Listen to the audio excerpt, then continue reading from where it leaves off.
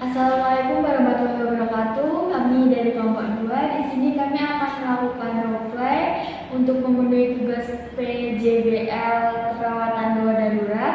Kelompok kami mendapatkan tema Askep Primer Sekunder yang berjudul Influx Miokardium.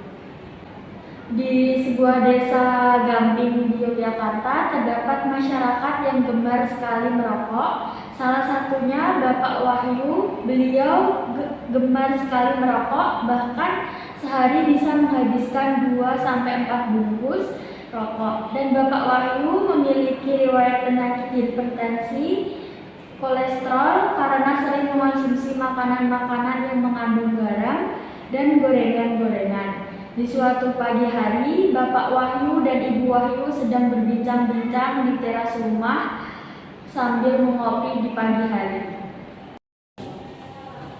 Pak, ini kopinya ya? Iya, makasih ya.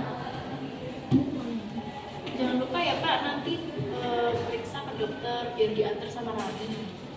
Ya, Bapak nggak apa-apa kok, Bu. Jangan begitu Pak, biar nanti dicek sama dokternya. Bapak kan juga belum bisa mengurangi rokoknya loh.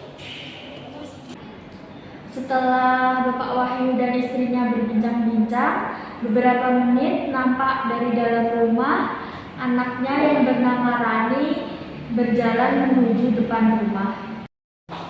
Lagi bahas apa sih Pak? Kok sampai kedengar dari dalam? Ini loh Ran, aku tuh nggak mau periksa ke dokter lagi, katanya udah mendingan. Ya udah Bu, ke dokternya kalau udah nunggu obatnya aja. Iya Ran.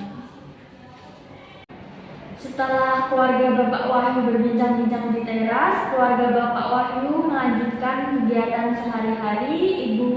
Ibu Wahyu di rumah, Bapak Wahyu bekerja di kantor, dan anaknya Rani kuliah. Tibalah waktu pada malam hari, dan ketika Bapak Wahyu hendak tidur, Bapak Wahyu merasa nyeri pada bagian dada dan mengalami kejang-kejang. Bu, Pak, ya Allah, kenapa Pak? ini dadaku terasa nyeri dengan sesak lagi. Ran, kesini Ran. Bapakmu nyeri dadanya kambuh lagi. Iya Bu, bentar saya nyalon ambulan dulu ya.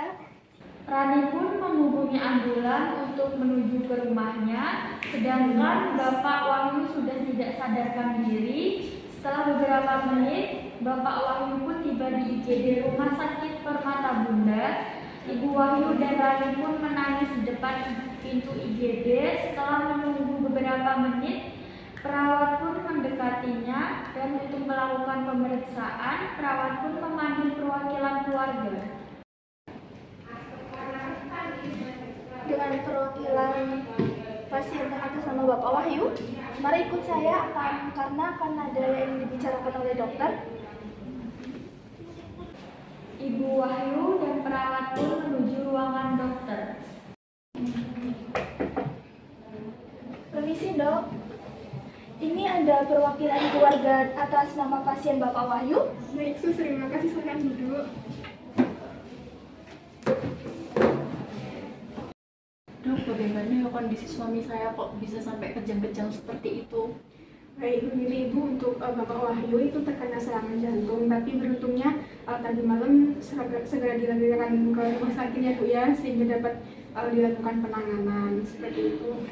Padahal suami saya itu berobatnya rutin loh Dok. Cuman kemarin aja nunggu obatnya habis, makanya telat. Tapi Bapak Wahyu ini Bu ya masih sering merokok ya? Iya Dok, saya suruh berhenti itu nggak mau. Gini Bu, untuk Bapak kan masih aktif merokok, bahkan tidak mengurangi rokoknya. Maka dari itu terjadi sumbatan pada jantungnya Ibu. Apalagi Bapak punya riwayat hipertensi dan kolesterol ya Bu ya. Untuk sementara itu Bapak dirawat di rumah sakit terlebih dahulu ya Bu ya. Untuk dokter dan perawat dapat mengontrol kesehatan Bapak Wahyu gitu. Oh begitu ya Dok. Kalau saya serahkan saja sama dokter baiknya gimana. Yang penting suami saya bisa sembuh ya Dok ya. Ibu. Setelah beberapa hari Bapak Wahyu dirawat di Rumah Sakit Permata Bunda, Bapak Wahyu pun diizinkan pulang. Sebelum pulang, Bapak Wahyu pun diperiksa dan diberi promosi kesehatan oleh perawat RS Permata Bunda. Pagi Bapak Wahyu. Yesus. Hari ini Bapak diizinkan untuk pulang ya. Bagaimana kondisi Bapak saat ini? Sedikit berubah sih. Baik Bapak, saya perawat yang titip pada siang hari ini. Di sini saya, rekan saya dan ahli gizi akan melakukan promosi kesehatan agar Bapak dapat menjaga kesehatan setelah pulang dari rumah sakit.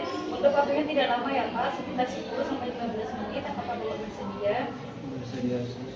Baik, kami di sini juga perlu dampingan dari keluarga pasien agar keluarga pasien dapat menerima informasi yang akan disampaikan oleh perawat dan ahli gizi.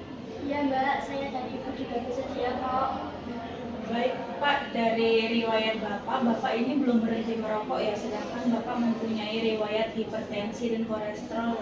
Iya Mbak, Bapak susah berhenti merokok.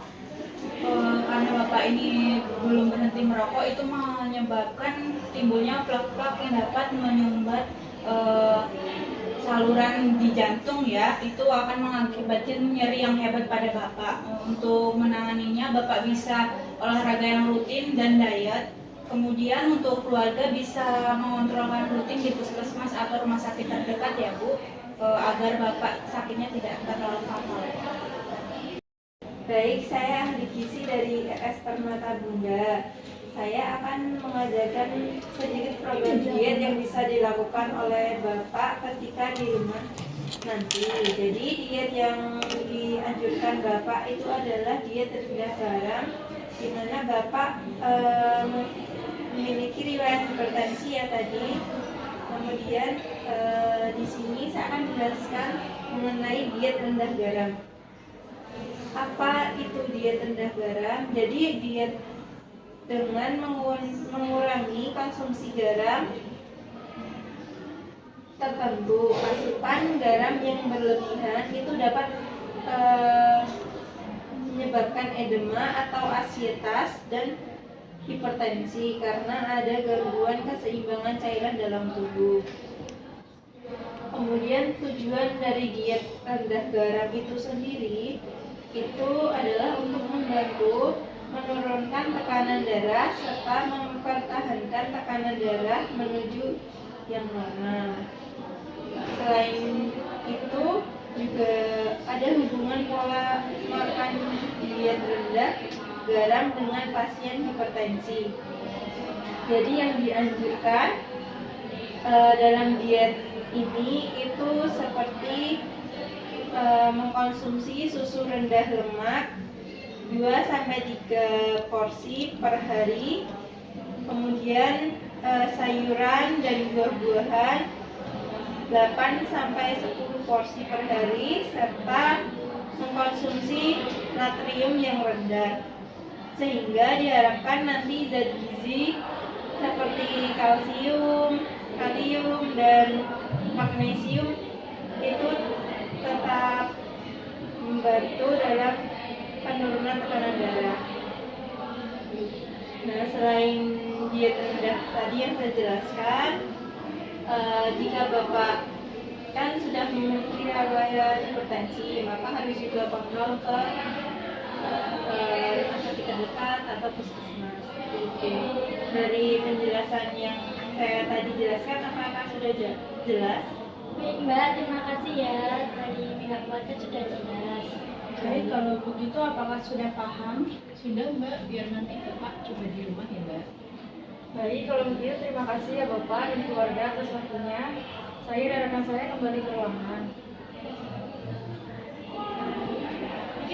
Baik Bu, ini posternya bisa ditempel di dinding rumah, biar nanti bisa dibaca-baca sewaktu-waktu ya.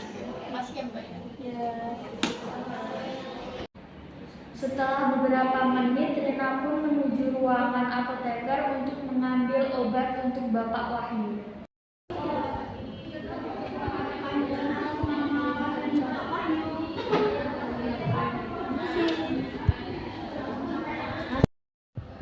Iya Mbak, saya anaknya Bapak Wahyu. Baik Mbak, di sini saya apoteker di rumah sakit ini. Ini untuk obatnya Bapak Wahyu ya. Untuk keterangannya sudah ada di dalam kemasan. Apakah ada yang ingin ditanyakan Mbak? Baik Mbak, tidak ada Mbak. Terima kasih ya Mbak. Sama-sama. Semoga Bapaknya lekas sembuh ya Mbak. Mari.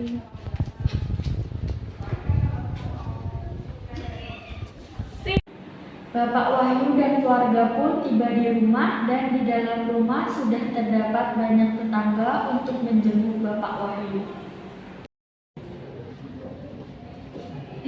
Pak Wahyu, bagaimana Pak keadaannya?